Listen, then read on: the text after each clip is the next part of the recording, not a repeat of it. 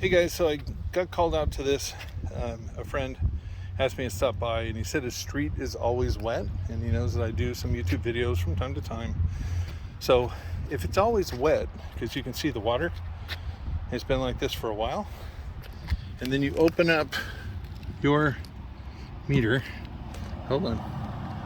Okay, so I'm going to bail out some of this water. Let me set the camera down there real quick so I can show you. If you look really closely, see that water trickle? Let me get down in there a little closer.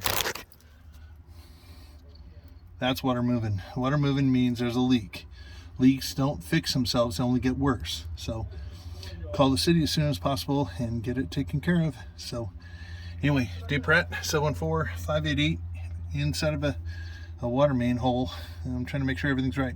And remember, when you lift off the lid of your water main area, typically there's a bunch of spiders, so watch out for the black widows. 714-588-8634. I'm out. Want to see your ugly projects? Please press subscribe and share with friends. I'm out.